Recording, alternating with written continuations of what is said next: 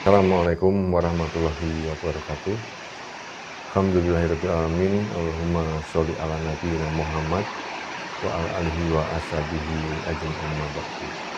Segala puja dan puji syukur kita naikkan kepada Allah Subhanahu wa taala yang tentunya telah memberikan kepada kita nikmat iman, Islam, kesehatan yang kuat yang sampai saat hari ini semua karena Allah.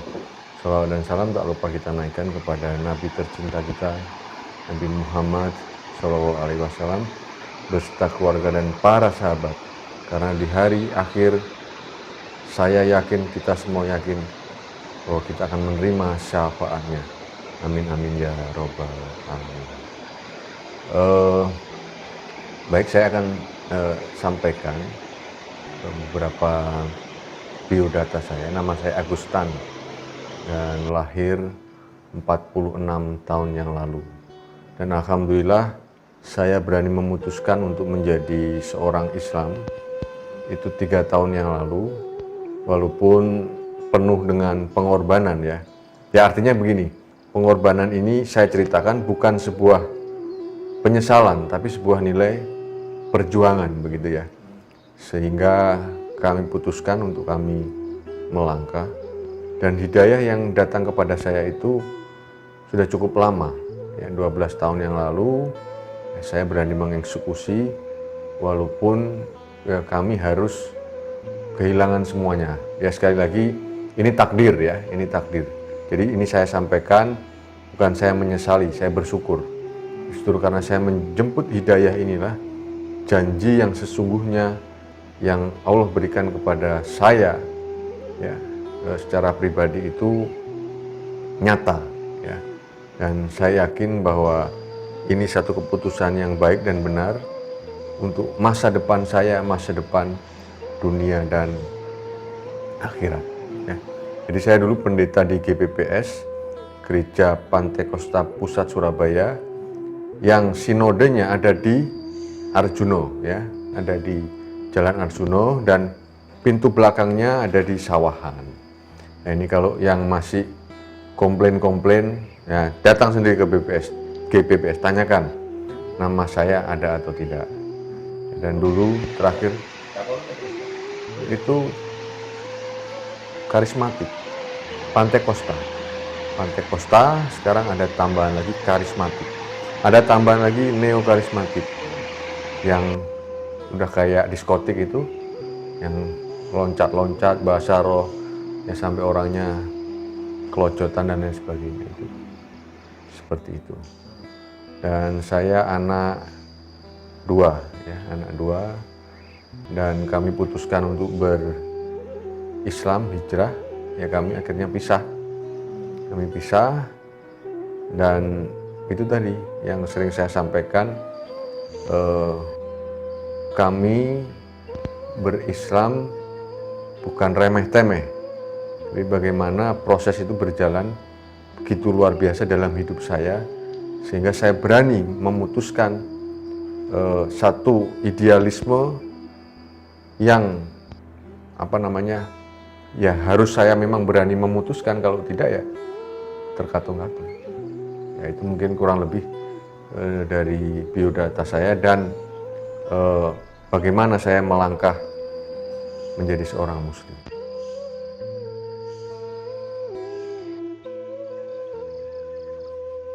Saya itu mengalami klimaks kehidupan.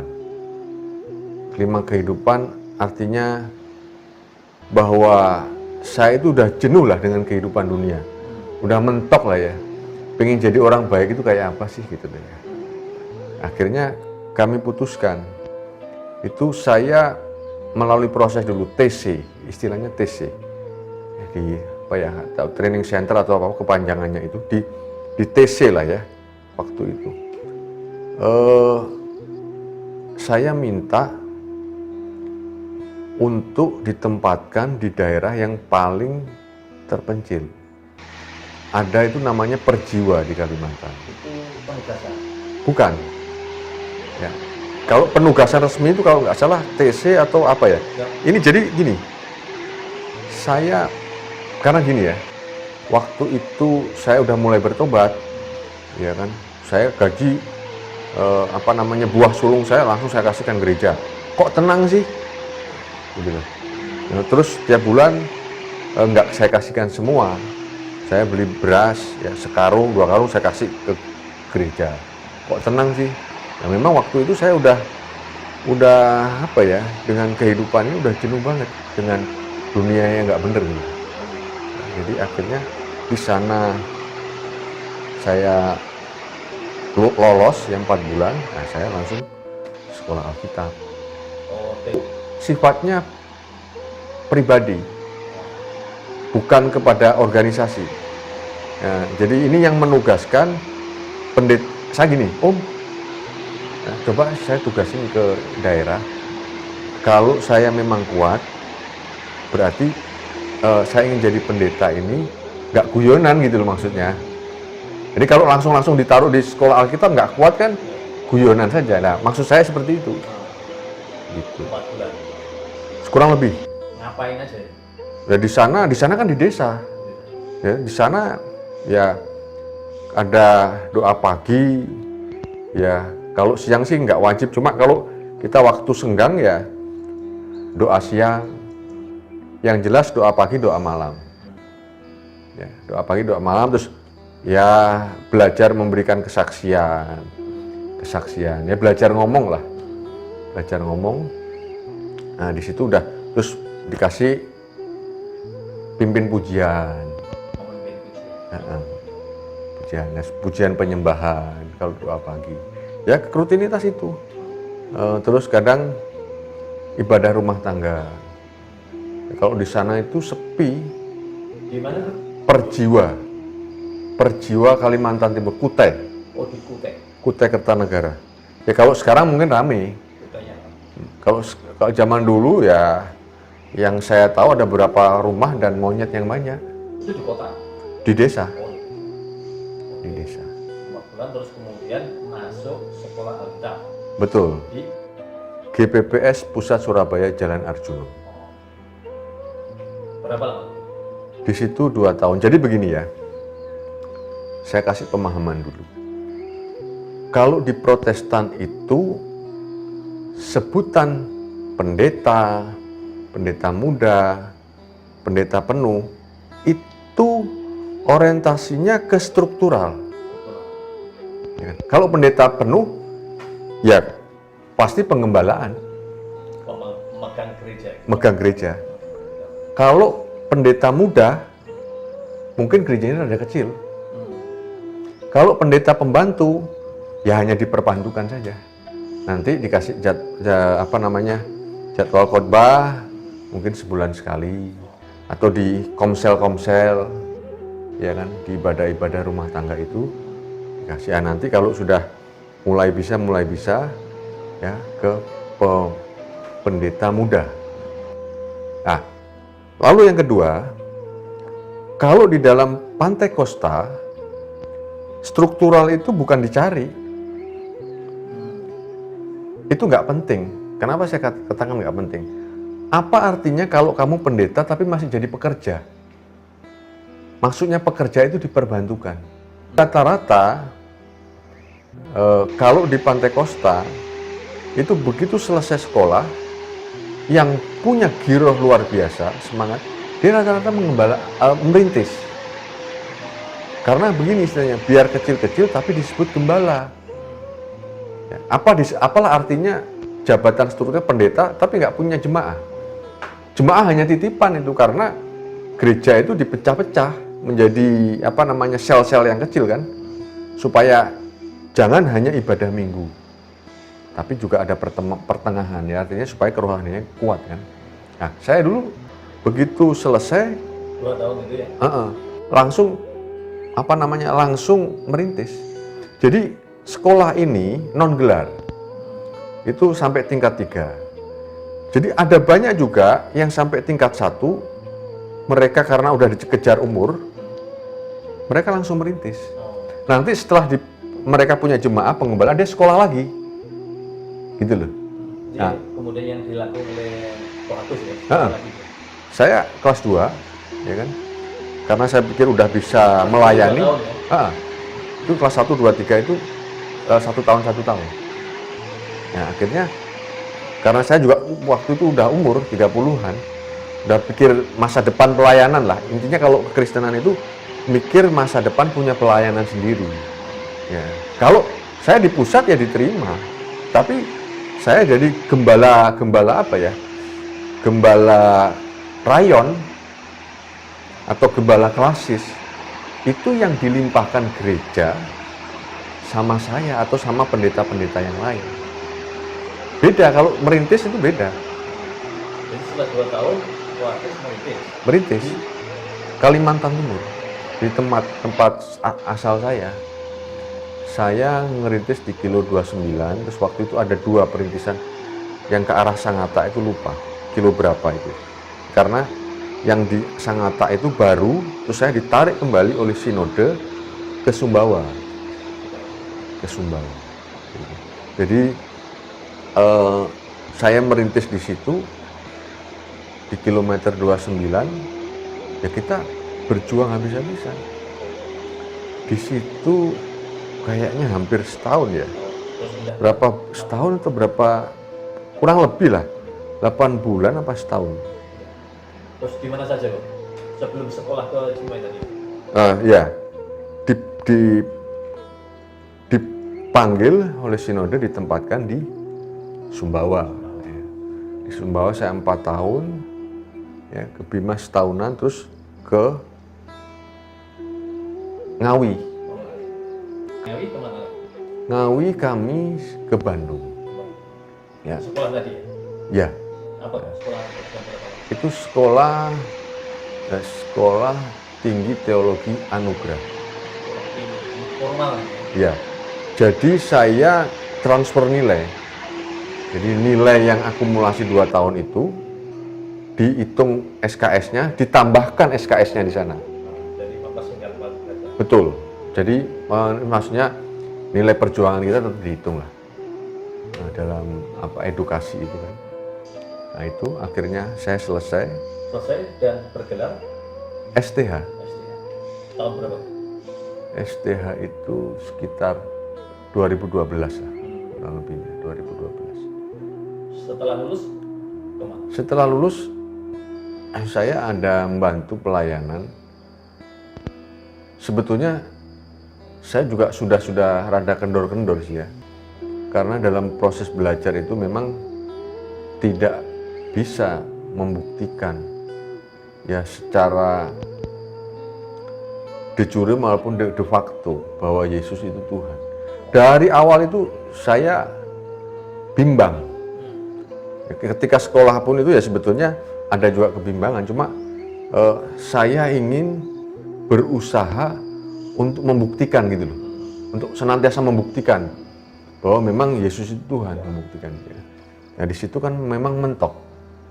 Di situ saya masih pelayanan dan sebetulnya keraguan itu semakin dalam. Dan sebetulnya di tahun itu, setelah itu ya, saya juga belajar kepada tokoh FPI. FPI. Pembela Islam, ya. Yang soal ketuhanan ini tadi.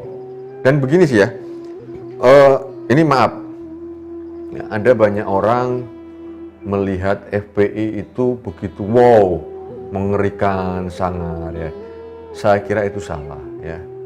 Amar ma'ruf nahi mungkar, dan mereka ini kan konsisten dengan nahi mungkarnya, ya kan? Tidak banyak orang melakukan. Betul, ya saya melihat itu. Dan jauh dari benak saya yang saya bayangkan. Saya pernah khotbah ada dandim disuruh berhenti. Siapanya? Saya. Di Sumbawa itu. Saya begini, saya waktu itu memang masih ini ya, rata-rata lah ya, kekristenan itu maaf. Ya ini nanti di skip atau tidak, ya terserah hidayatullah. Tapi yang jelas, kebencian terhadap Islam itu ada. Saya berani jamin dan saya pertanggungjawabkan omongan saya ini. Karena sesuatu yang negatif itu pasti dikaitkan dengan Islam, walaupun tidak menyebut nama Islam. Contohnya Bani Kedar, Menyebutnya kalau khotbah Bani Kedar itu keturunan Ismail itu, ya, dan lain sebagainya. Ini kan yang keledai liar lah.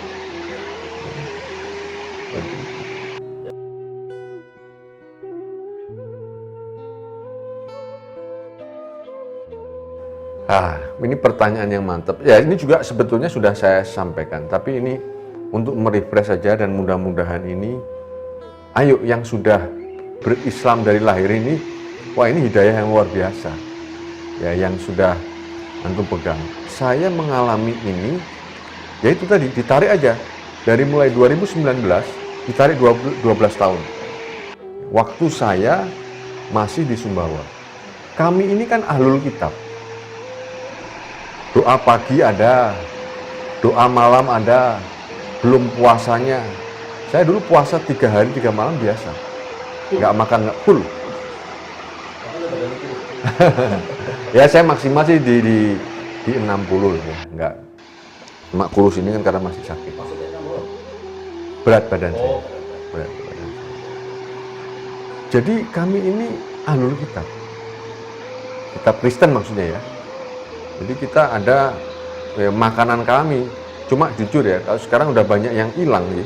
Karena saya pernah mengalami satu ketakutan ketika membuka Injil itu, geleh lah.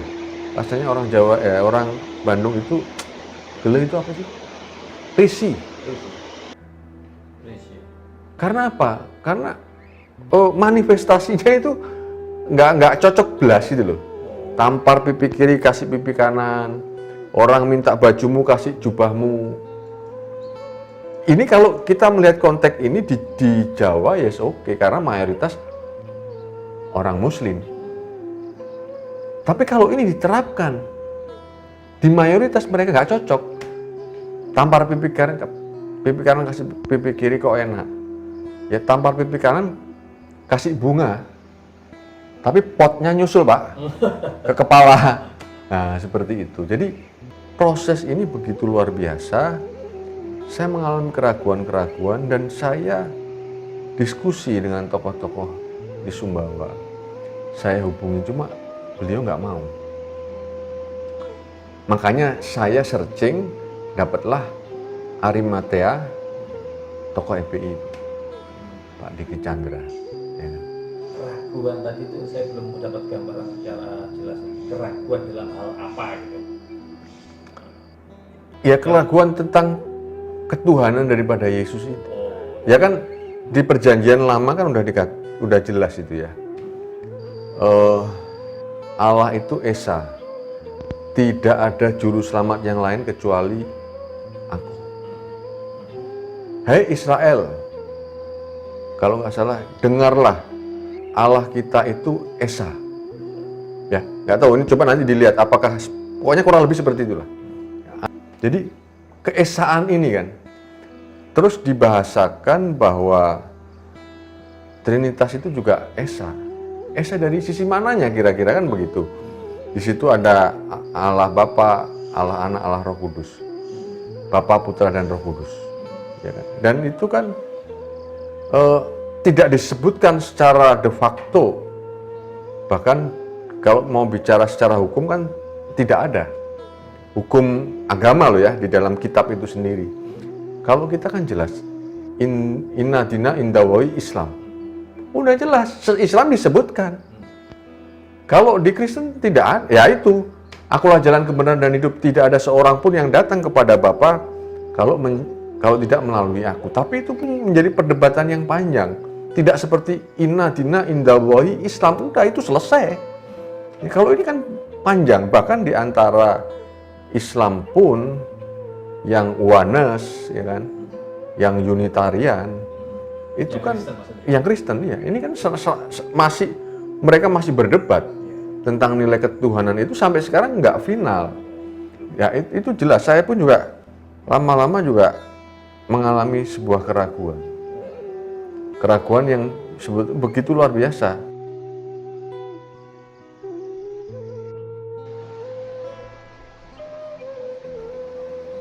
Allah itu kan Esa. Tidak ada juru selamat yang lain kecuali aku. Jadi memang benar-benar tunggal. Jadi saya nggak, kok ada Allah Anak, Allah Bapa, Allah Roh Kudus. Ya itu kalau mereka kan dibilang tetap satu. Karena ada 3 pribadi, diibaratkan ada banyak. Agus, kalau lagi ngajar di sekolahan, Pak Guru. Nah, Agus, nyupir angkot, jadi sopir. Agus, ya, di pasar, nguli, Agus kuli. Orangnya satu. Sekarang yang menjadi pertanyaan, bisakah bekerja berbarengan 3 oknum ini? Ini pernah dibahas di channel lain, dia katakan, namanya Tuhan, ya bisa lagi. Nah ini repot. Ketika terpojok ngomong ketuhanan, ketika santai-santai manusia. Jadi ini kan dilema.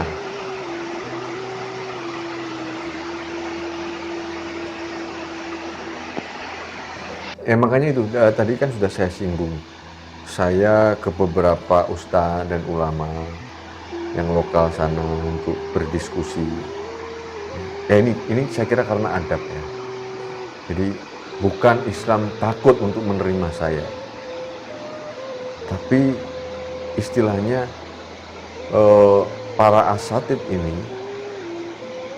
tidak ingin bahwa hidayah itu, mungkin ini sekali lagi mungkin perkiraan saya, dikotori oleh kemampuan manusia untuk membrainwash atau mempengaruhi lah, seperti itu. Saya kira kalau takut enggak ya, karena itu kan daerah-daerah mayoritas.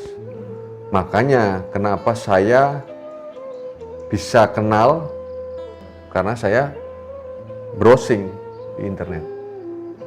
Nah ini yang mau dia diskusi, lama, prosesnya lama. Karena saya sempat ke Sumbawa, baru ke Ngawi, di Ngawi janjian ketemu di Solo. Oh, waktu si Sumbawa Sudah mencari. Sudah. Oh. Di Solo, di Jogja 2 kali, di Solo sekali. Diskusi, dia bilang gini, udahlah tanya yang nggak enak tentang iman dan Islam, saya nggak bakal marah. Loh, saya kan kaget. Kamu mau kenapa Muhammad nikah sama anak kecil? Yang kamu tahu lah tentang jelek-jelek, nggak apa, tanya aja. Ya kan? Begitu saya tanya hal-hal yang prinsip dan mendalam, kok nggak marah gitu loh. Saya heran, dan bahkan dia memberi jawaban yang ilmiah dan memang mendasar secara prinsip. Nah di situ saya mulai kebuka lagi. Wah, saya jujur untuk menerima Islam itu nggak gampang, karena saya benci banget, benci. Dan saya heran, setelah saya sekolah Alkitab, kenapa saya begitu membenci Islam. Dan ditambah lagi saya khotbah, di depan ada dandim, dia loncat di pagar, suruh berhenti. Ternyata apa? Gereja itu izinnya udah dicabut. Jadi kalau diobrak-abrik nggak salah, gitu. Makanya yang sering terjadi itu framing, Islam intoleran, nah, Islam radikal. Makanya sekarang saya ngotot, saya berjuang untuk iman Islam. Ya, kalau perlu, maaf ini bahasa keras saya, mau berdarah-darah kita siap. Karena nggak ada. Gitu. Itu framing semua ditutupin itu karena nggak punya izin. Benci apa kok pada Islam waktu itu? Ya di ubun-ubun. Anak saya kecil aja kalau ketemu orang pakai songkok, oh, Pak Islam, Pak Islam, Islam.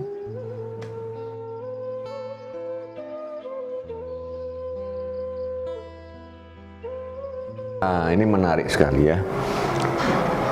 Kemarin saya katakan, saya mengalami satu fase yang mentok di dalam kehidupan ini. Ya, mentok. Saya ingin menjadi manusia yang waras, yang sehat, yang tidak dihantui oleh pikiran-pikiran yang tidak baik. Ya, itu bisa diterjemahkan sendiri ya. Artinya klima kehidupan saya. Ya, kehidupan saya dulu mungkin gelap, kotor, dan lain sebagainya. Saya mencari itu. Nah, akhirnya saya menemukan Islam, karena Islam itu punya idealisme, banyak aturan. Nah, tapi justru aturan ini yang saya cari. Aturan ini karena gini, saya nggak punya aturan. Nah, kalau di Kristen kan aturannya tidak jelas. Contohnya tadi seperti tampar pipi kanan kasih pipi kiri. Apakah memang benar? Ini kan suatu bahasa politik, bahasa hiperbola yang senantiasa didengung-dengungkan. Fase kasih itu omong kosong, susah untuk dikerjakan dengan fakta yang ada sekarang ini loh ya. Minta bajumu, kasih jubahmu. Wah, ini sesuatu yang luar. Tapi adakah hal seperti ini? Kasih, minta bajumu, kasih jubahmu, minta imanmu. Yang terjadi begitu, ya kan?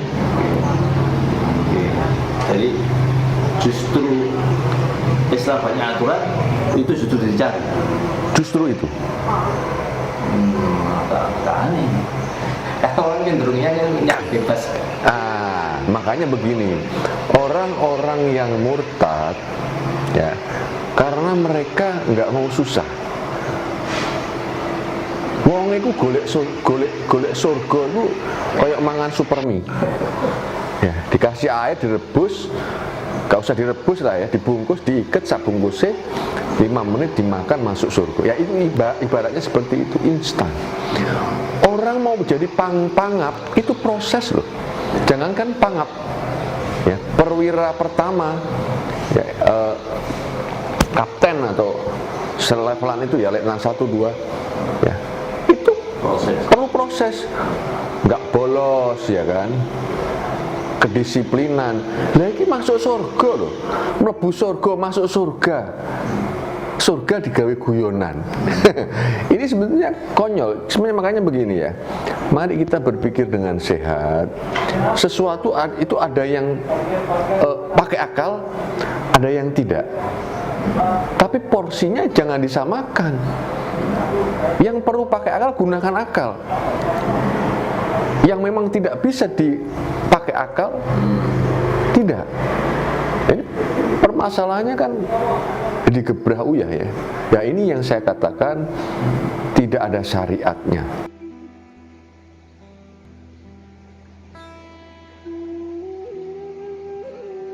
Sekarang klimaknya itu, kemudian gimana ceritanya memutuskan kemudian meninggalkan Kristen dan masuk Islam?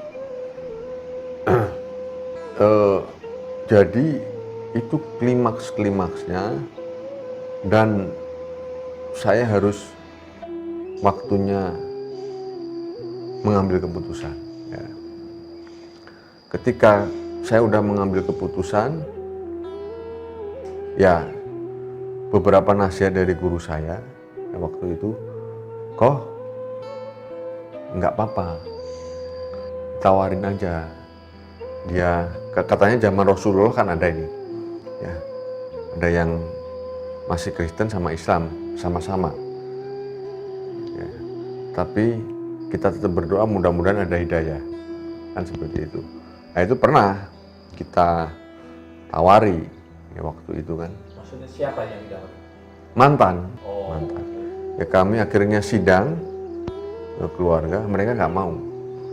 Dengan masuknya saya Islam, muka mereka itu kayak dikasih kotoran katanya, kayak dikasih tai gitu ya. Ya oke. Kalau memang enggak ya, saya juga nggak mau. Ya. Sampai spare waktu udah hampir setahun, 2 tahun ya, setahun setengahan lah ya. Akhirnya saya berkeputusan, kamu mutlak harus Islam. Kalau tadi, ayo kita jalan sama-sama, kamu Kristen, saya Islam. Ya, kalau waktu udah berjalan saya nggak mau. Ya, kemarin kan ipar yang pendeta itu nawarin ke saya, gimana nggak kamu pikir kah? Masih ditawarin? Iya, waktu belum saya putuskan untuk gugat cerai ya. Gimana ya kan, kamu kan udah punya anak ya kan, udah waktu itu 12-an tahun ya saya menikah kalau nggak salah. Ya akhirnya saya ngomong, kalau sekarang saya nggak mau, wajib masuk Islam, wajib. Semuanya ya, anak istri.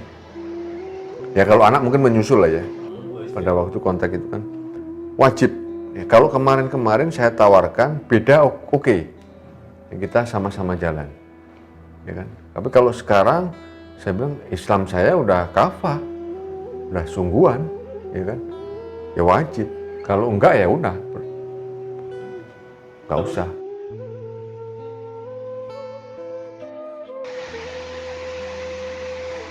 Ancaman banyak. Cina babi bangsat, saya penggal lu. Ya, kita pikir di mayoritas Islam udah aman, ternyata banyak intimidasi. Saya sampai beli pedang. Saya beli pedang panjang satu, pendek satu. Saya kan punya guru juga, guru dari FPI juga. Ya, jadi jujur saya dulu lebih cenderung ke FPI. Ya. Saya tanya ke guru saya, musuh jangan pernah dicari. Kalau ada, jangan pernah mundur. Itu Islam. Sudah, daripada saya mati konyol, ya, saya beli pedang. Tetapi si ancaman secara fisik kenyataan itu apa sekedar dibohong-bohong? Bukan, ngebel langsung dia. Ngebel langsung. Ternyata ditelusuri orang sebelah. Nah, saya suruh ngomong syahadat, bukan syahadat lah. Kamu kalau orang Islam, waktu itu saya mau suruh, tapi saya lupa. Karena sama-sama emosinya kan. Ya kan? Begitu ingat, dia ngebel lagi. Coba kamu baca surat pendek. Satu saja. Kalau kamu benar Islam. Wah nanti kamu terkesima ini. Ngeles lah. Oh berarti kamu bukan Islam. Bener, bukan.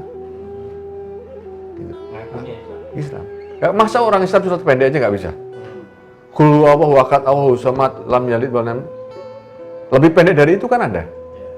Masa nggak bisa kan? Kan bohongnya kan kelihatan. Ya. Kemudian yang terjadi pada kehidupan Ko Agustan sendiri seperti apa? Waktu itu atau sekarang? Waktu itu. Ya. Setelah itulah, setelah bersahadat, gitu ya, kan kemudian pisah, tidak. Ya secara psikologis kena, terasa banget. Tiap malam nggak bisa tidur, muntah-muntah. Terus yang ini, memang makanya saya sekarang punya lembaga, terus saya di pergerakan ini karena saya mengalami sendiri.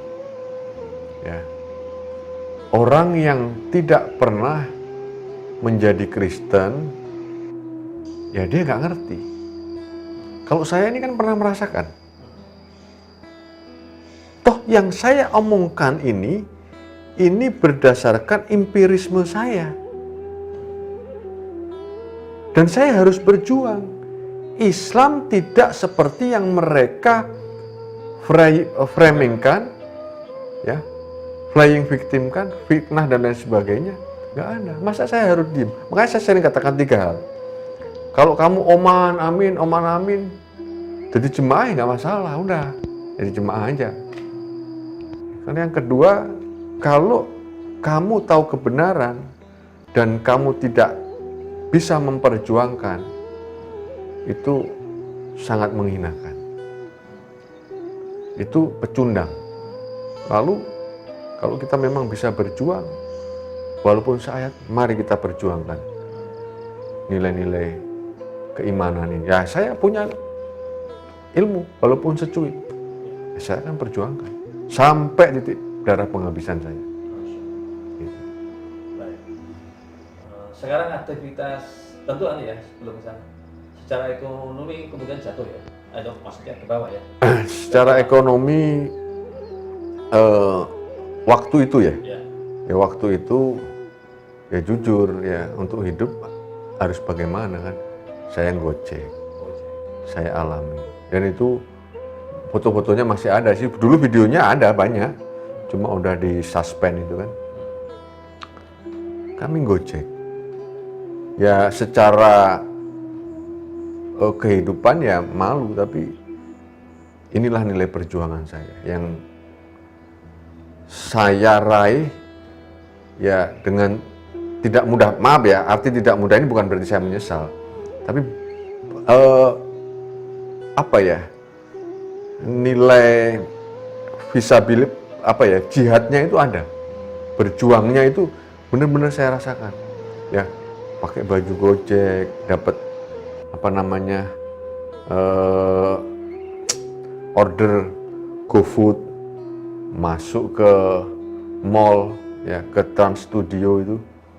Maaf lah ya, wajah saya kan Chinese banget kan ya, Gojek ya, alhamdulillah saya ikhlas. Walaupun ya intimidasi alam pikiran ini kan banyak ya, tapi alhamdulillah saya berjalan dengan baik, walaupun itu sangat ya, sangat apa ya, menguras pikiran ya, menguras perasaan. Itu ya, nilai-nilai campur jadi satu. Apa yang nggak ada dalam pikiran saya?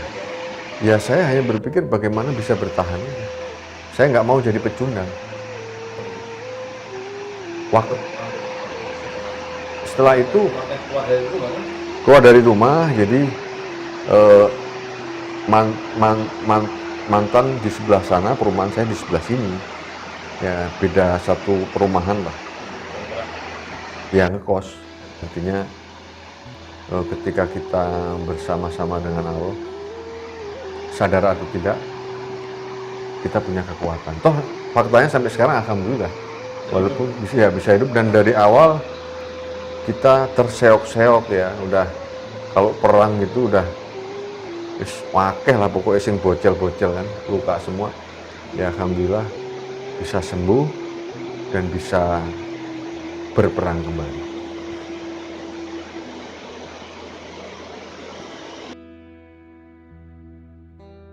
Alhamdulillah saya ada yayasan ya, yayasan Bina Mandiri dan Pemberdayaan Umat yang bukan ngurusin ya, itu hanya spesifikasi mualaf, tapi kalaupun toh tidak ya kita melakukan bansos, ukhuwah, dan ada 5 platform lah ya. Kenapa saya bansos? Karena 8 asnaf itu banyak yang kelewat saya lihat. Itu yang menjadi tanda kutip celah ya, bagi mereka untuk memurtadkan. Karena begitu mereka mendapat bansos ini, mereka seakan-akan menemukan saudaranya. Ini loh yang memperhatikan. Padahal nilainya nggak seberapa. Paling 5 kilo beras, sekilo gula, sebungkus kopi. Itu sudah dianggap kekeluargaan. Dan itu peluang untuk pemurtatan itu besar. Karena care kan, ada kepedulian kan. Nah ini saya lihat peluang-peluang ini banyak kelewat. Faktanya apa? Ya, faktanya ketika kami terjun di lapangan, kita melakukan sentuhan care ini ya, dengan bantuan-bantuan yang maaf sebetulnya juga nggak banyak ya. Ya paket-paket itu, terus kita mengingatkan sholat, ya kan. Kalau ada apa-apa ngomong ya, saya ini saudaramu bukan orang lain. Ya ini maaf, ini praktek-praktek yang dulu pernah saya lakukan, Kristen lakukan. Wah mereka seneng. Saudara-saudara kita ini, makanya begini ya. Coba hitung aja, tahun 80 kita itu 95%. Sekarang 85%. Kalau menurut hitungan, seharusnya kita yang minimal bertahan lah. Minimal ya bertambah malahan ya. Karena kita kan paling banyak. Ya ini kemana susutnya ini? Oh ini nilainya gede loh ini. Saya hitung itu kalau dikalkulasi lebih tidak dikurang, kurang tidak ditambah, flat tengah-tengah, itu hitungannya 50.000 per bulannya kita itu murtad. Seperti itu. Jadi sekarang kok fokus pada gerakan anti pemurtadan gitu. Betul, ya? betul. Di Bandung. Toh Agustan ceritanya mudah-mudahan bermanfaat, Amin. terutama bagi saya dan juga mau bagi Ko Agustan dan mudah-mudahan juga bagi umat Islam secara umum menjadi Amin. inspirasi kebaikan. Nggih. Amin ya rabbal Terima alamin. kasih atas kesediaan waktu dan tenaga. Semoga Amin. tercatat sebagai amal soleh kita bersama. Amin. Amin amin ya rabbal alamin. الحمد لله رب العالمين